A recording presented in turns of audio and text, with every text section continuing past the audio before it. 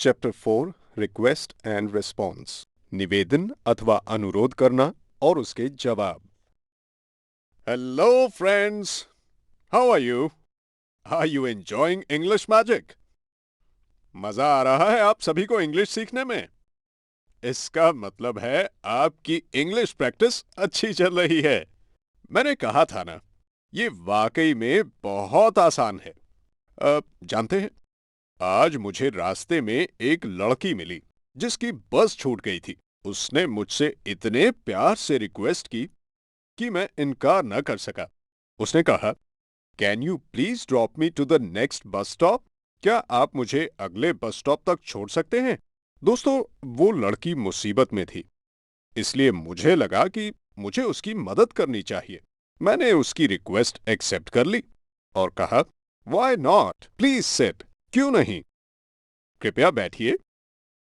तो फ्रेंड्स, आपने महसूस किया होगा कि जिंदगी में कई मौकों पर हमें निवेदन या रिक्वेस्ट करनी पड़ती है। फिर वो चाहे किसी से कुछ मांगना हो, किसी से मदद चाहिए या फिर किसी से कुछ पूछना हो। रिक्वेस्ट केवल मुसीबत के वक्त ही नहीं की जाती, वो तो हमारे व्यवहार और हमारे लहजे का हिस्सा होनी चाहिए। मिसाल के तौर पर, यदि मुझे किसी से मिलना है तो मैं पहले ये कहूंगा, क्या आप मुझे अपना थोड़ा सा समय दे सकते हैं? Can you give me some time? चलिए अब इसी बात को एक उदाहरण के साथ समझते हैं। ठीक उस लड़की की तरह जो मुझे सुबह मिली थी, आज हमारे अपने जैक की भी बस छूट गई और उसे इत्तेफाक से डायना मिल जाती है। आइए सुनते हैं उन दोनों के बीच की बातचीत।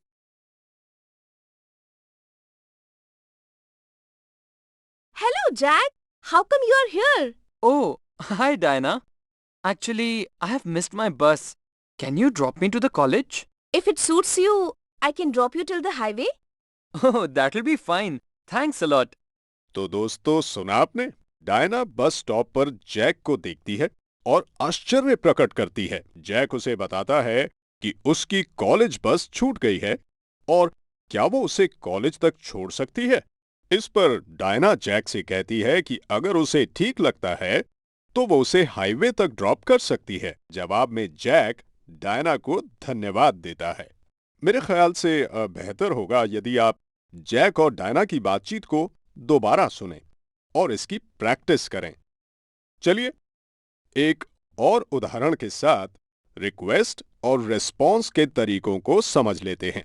मैरी की बहन केट को गणित के विषय में कुछ प्रॉब्लम है। वो जैक से मदद के लिए रिक्वेस्ट करती है। तो आइए सुनते हैं जैक और मैरी के बीच की बातचीत।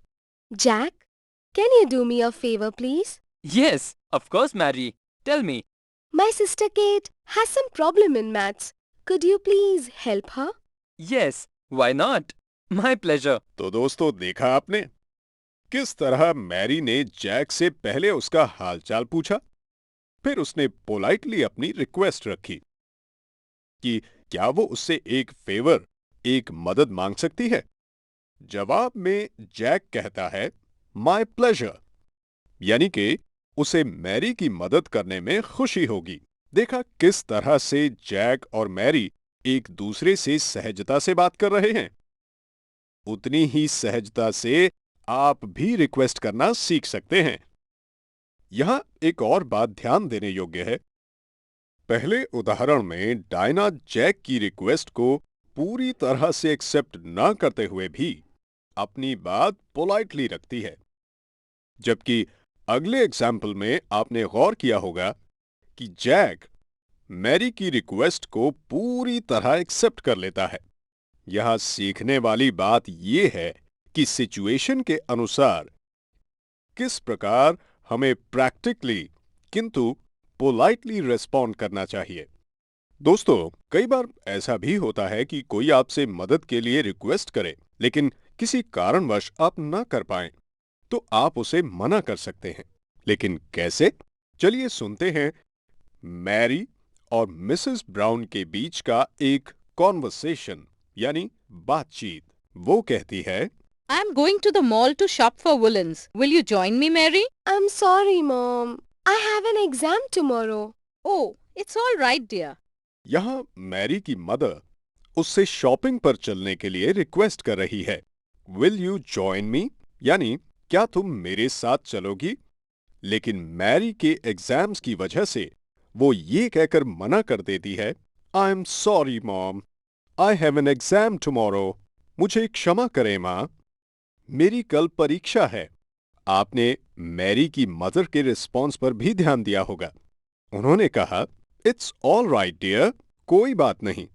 तो दोस्तों, आज आपने सीखे रिक्वेस्ट और रिस्पॉन्ड करने के तरीके। आज के लिए बस इतना ही। काफी थक गया हूं। आपसे रिक्वेस्ट करूंगा कि अब मुझे इजाजत दें। I'll make a move and send Mr. Tip. अब मैं चलता हूं और रिक्वेस्ट करता हूं मिस्टर टिप से कि वो तशरीफ लाएं और अपनी स्पेशल टिप से आपकी इंग्लिश में 4 चांद लगाएं। See you later. Goodbye.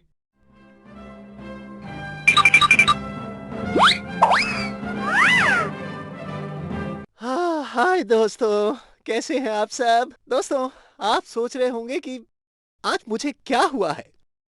दरअसल आज मुझे वो पल याद आ रहा है जब मैंने प्रोफेसर रिचर्ड के सामने पहली बार इंग्लिश सीखने की इच्छा जाहिर की थी।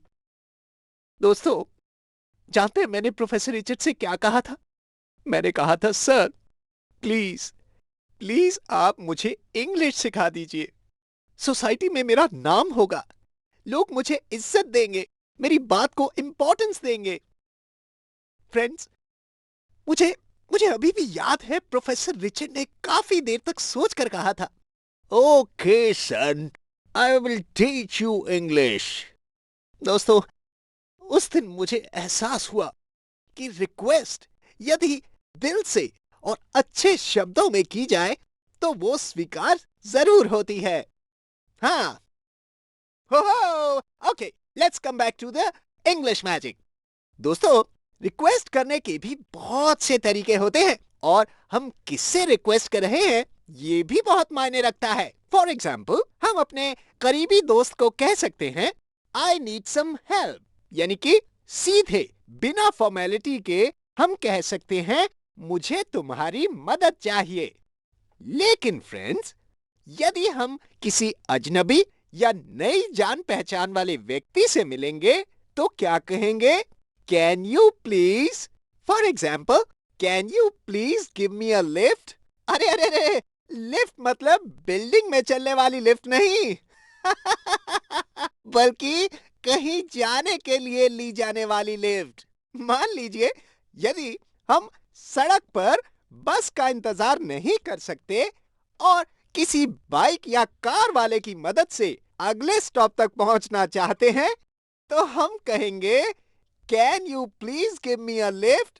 कृपया आप मुझे लिफ्ट दे सकते हैं? Okay friends. लेकिन फ्रेंड्स, जिस व्यक्ति से हमारी ज्यादा जान पहचान नहीं है या फिर जिन्हें हम रिस्पेक्ट करते हैं, उनसे रिक्वेस्ट करते समय हमें वुड यू शब्द का इस्तेमाल करना चाहिए। For example, would you please pick up the phone? It's ringing. Phone बज रहा है, कृपया आप इसे उठाएंगे? Alright friends. Second example, would you please help me with the luggage? कृपया आप सामान उठाने में मेरी मदद करेंगे? तो फ्रेंड्स, इसी तरह रिस्पॉन्स देने के लिए भी यदि हमारी हां है तो हम कह सकते हैं, ऑल राइट, या फिर ऑफ कोर्स, यस, सर्टेनली, या फिर बाय ऑल मीन्स। और हां, यदि हमें रिस्पॉन्स में मना करना हो तो हम कह सकते हैं, I am afraid, it's not possible, या फिर I am not sure I can do that, या फिर I am sorry, I won't be able to help you. ठीक है दोस्तों, तो आप समझ ही गए होंगे कि किस तरह से हमें रिक्वेस्ट करनी चाहिए और उसके रिस्पॉन्स में सिचुएशन के अनुसार क्या कहना चाहिए। और आपको वो कहावत तो याद ही होगी ना friends? practice makes a man perfect. So, I request you once again to keep practicing. Alright? I'll see you very soon again. Take care. Goodbye.